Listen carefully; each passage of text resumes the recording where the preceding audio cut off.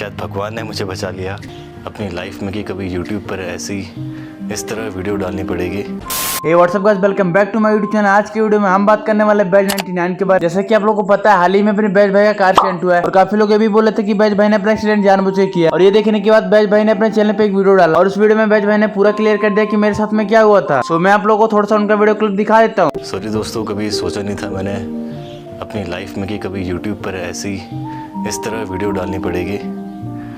आप में से अब तक बहुत लोग को पता चल गया होगा कि आज से 5 दिन पहले लगभग मेरा एक कार एक्सीडेंट हुआ, जिसमें मुझे ज़्यादा सीरियस चोट नहीं आई है, क्योंकि शायद भगवान ने मुझे बचा लिया।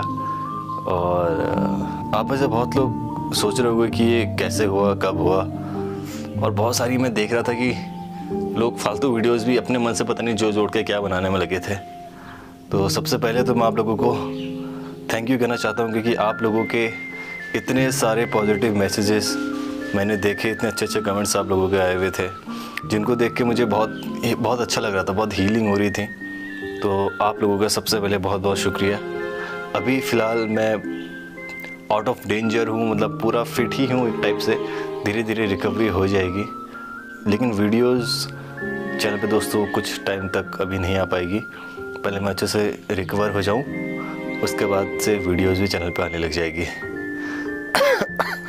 अभी थोड़ी बोलने में दिक्कत हो रही है, क्योंकि जो कार एक्सीडेंट हुआ था उस वक्त मैं सीट बेल्ट पहनी हुई थी। मैंने पीछे सीट पे मैं बैठा हुआ था और बहुत ज़ोर से गाड़ी टकराई थी साइड डिवाइडर पे, तो झटका लगा बहुत ज़ोर से। तो सीट बेल्ट अपने पास सीट पे चिपका के रखती है हमारी बॉडी, तो स्पीड आई थिंक 90-95 होगी। तो उतनी स्पीड का झटका लगा तो मेरी चेस्ट बहुत ज़ोर से दब गई थी, तो जिस वजह से बहुत ज़्यादा पेन हो रहा था मेरे चेस्ट पे। उस वक्त तो सांसें भी नहीं आ रही थी मेरे को। जब एक्चुअली मैं आपको बताता हूँ कि हुआ क्या। मुझे जाना था मुंबई फ्री फायर शूट के लिए 17 तारीख को। मेरी फ़्लाइट थी न्यू दिल्ली से। तो मैं यहाँ से शाम रात को निकला। मैंने टैक्सी करवाई थी। वैसे आप लोगों को पता है कि मैं हर बार बस में जाता हूँ, बट इस बार मैंने कैब करवाई थी, टैक्सी। तो टैक्सी से मैं जैसे ही यहाँ से निकला अपने घर से, और बीच रास्ते में गजरोला साइड में न्यू दिल्ली से 2 घंटे पहले मेरा कार एक्सीडेंट हो गया था। क्योंकि जो मेरा टैक्सी ड्राइवर था उसको बहुत ज़्यादा नींद आ रही थी। इवन जब वो मुझे पिकअप करने आया, मैंने उस टाइम भी उसको पूछा, मुझे उसकी चेहरा देख के साफ साफ पता चल रहा था कि बहुत थका हुआ है, इसको नींद आ रही है। तो मैंने उसको बोला, भाई तूने सोया है, तूने रेस्ट वगैरह लिया है कि नहीं? और बोलता है कि भाई मैंने पूरा रेस्ट लिया, आप चिंता मत करो, आ जाओ। लेकिन उसको नींद आ रही थी स्टार्टिंग से ही, मुझे पता था। फिर मैं उसके साथ कार पे बैठ गया। अब मैं धीरे धीरे उससे बातें कर रहा था, ताकि बातें करने में क्या होता है ना, ड्राइवर को एकदम से नींद नहीं आती है। तो मैं सब बातें कर रहा था लगातार, ताकि उसको नींद ना आए। आधा सफ़र लगभग कंप्लीट हो गया था। सॉरी, आधा सफ़र लगभग कंप्लीट हो गया था और सिर्फ 2 घंटा रह गया था दिल्ली पहुंचने के लिए। उतने में उसको शायद नींद आई और उसने साइड गाड़ी डिवाइडर में मारी और गाड़ी बहुत ज़ोर से क्रैश हुई। तो ड्राइवर को भी वैसा कुछ नुकसान नहीं हुआ, क्योंकि उसका एयर बैग खुल गया था और मैंने तो सीट बेल्ट पहनी हुई, तो इसलिए मेरे को भी ज़्यादा डैमेज नहीं आया। उस वक्त तो दोस्तों बहुत ख़तरनाक सिचुएशन बन गई थी। मुझे कुछ समझ ही नहीं आ रहा था कि ये क्या हो गया अचानक से। सब कुछ सपना जैसा लग रहा था। जैसे मैंने देखा कि एक्सीडेंट हो गया है, तो गाड़ी से बहुत धुआं निकलने लग गया था आगे इंजन से। दरवाजे शीशे सारे लॉक्ड थे, खुल ही नहीं रहे थे। बट बाहर कुछ गाड़ियाँ रुक गई थी हेल्प के लिए, तो वो लोग कोशिश कर रहे थे दरवाज़ा खोलने की। बट मैं फिर बेहोश हो गया था, क्योंकि मेरे को बहुत ज़ोर से टक्कर लगी थी। तो जब मेरी नेक्स्ट टाइम आंखें खुली, तब तक मैं हाईवे में उतर गया था। मुझे शायद गाड़ी से उतार दिया था किसी ने। फिर उसके बाद लोग वहाँ पे मुझसे पूछते, भाई तू ठीक है? मुझे ये समझ नहीं है कि भाई बंदे के मुंह से खून निकल रहा है, वो खड़े ही नहीं हो पा रहे अपने पैरों में। उसे सब लोग कह रहे भाई तू ठीक है? मैंने कहा भाई एम्बुलेंस में ज़्यादा बोल भी नहीं पा रहा था, और मेरी सांसें भी नहीं आ रही थी, बहुत आधी सांस में ले पा रहा था। तो बस मैं चिल्लाया 2-3 बार एम्बुलेंस, और फिर मैं दोबारा बेहोश हो गया था। तो नेक्स्ट टाइम जब मेरी आंखें खुली तो मैं एम्बुलेंस के अंदर बैठा हुआ था, मतलब लेटाया रखा था मुझे। और फिर जब अगली बार मेरी आंखें खुली तो सीधे हॉस्पिटल के अंदर खुली। हॉस्पिटल में क्या, एक छोटा सा क्लिनिक था वहाँ पर।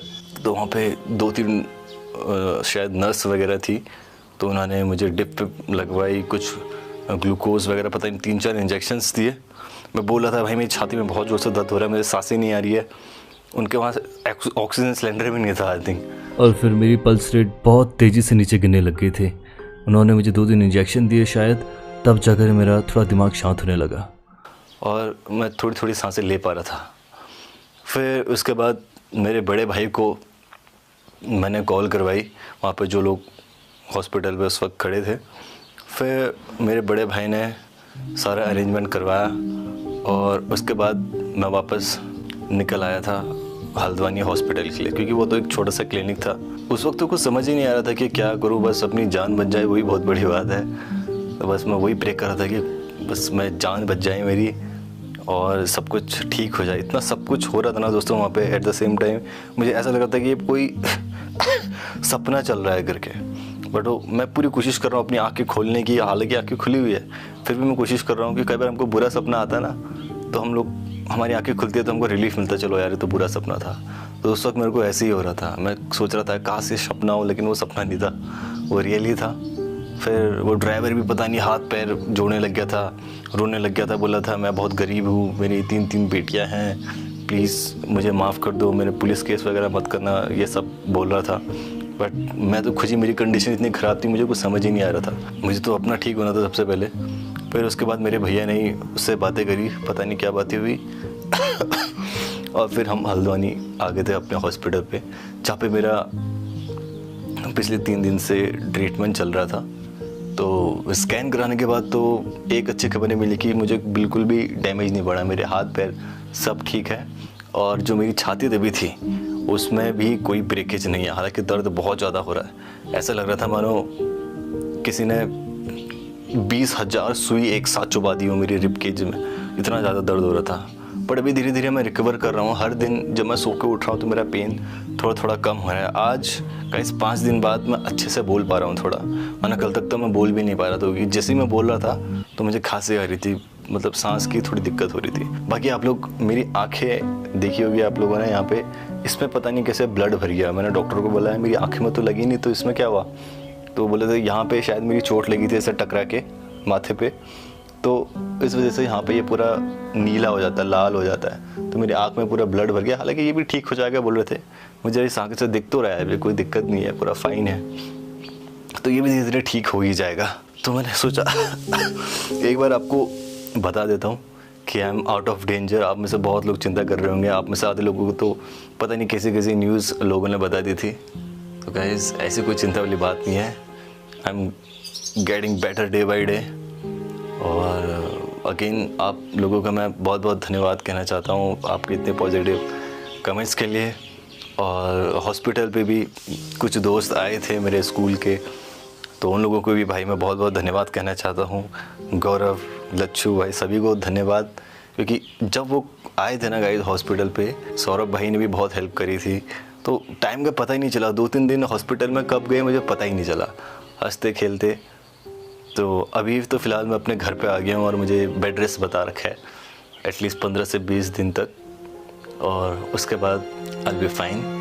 तो यही गाइस वीडियो थी जिसमें मैं आपको बताना चाहता था कि एक्सीडेंट हुआ, बट अपने माता पिता के आशीर्वाद से, भगवान की कृपा से शायद मैं बच गया, मुझे बिल्कुल भी चोट नहीं आई ज़्यादा। आप लोग भी बिल्कुल कोई टेंशन मत लो guys, I am absolutely fine. और जल्दी ही मैं भी चाहता हूँ कि मैं दोबारा से आप लोगों के लिए नए नए कॉन्टेंट्स, अमेजिंग कॉन्टेंट्स लाते रहूँ। इस एक्सीडेंट ने मुझे बहुत सबक सिखाया दोस्तों, लाइफ के एक ऐसे ऐसे दरवाजे खोले हैं, कौन हमारे अपने हैं कौन हमारे पराए हैं, ये भी मुझे इस बार पता चला। काफ़ी सारी सीख मुझे इस बार मिली। आप लोगों को गाइस मैं एक और चीज़ सजेस्ट करूँगा, अगर आप कभी भी ट्रैवल करते हैं कहीं को भी, स्पेशली अगर आपको लॉन्ग ट्रिप में जाना है, 6-7 घंटे के ड्राइव पे जाना है, तो कभी भी टैक्सी मत करवाना, कैब मत करवाना, क्योंकि टैक्सी ड्राइवर्स क्या करते हैं, ये लोग सोते ही नहीं है, रेस्ट ही नहीं लेते हैं। ये लोग ट्राई करते हैं कि हम ज़्यादा से ज़्यादा गाड़ी चलाएं और ज़्यादा से ज़्यादा पैसा कमाएं, यानी कि ये सोते ही नहीं है। मेरे ड्राइवर के केस में भी सेम यही था, उसने रेस्ट ही नहीं लिया था। इवन मैंने उसको बोला था कि भाई रास्ते पे तेरे को बहुत नींद आ रही है, तू रास्ते में बैठ जा, और गाड़ी में सो जा, मैं आधा 1 घंटा तेरा वेट कर लूँगा। तो मैंने अपना 1 घंटा उसको रास्ते में सुलाया भी, उसके बाद उसने अपना मुंह भी धोया, फ्रेश हुआ वो। उसके बाद भी कंटिन्यू उसको आगे नींद ही आने में लगी थी। तो फिर मैं तो समझ गया, बादी हाईवे में मैं कहाँ पे उतरता, बस से रात का टाइम था।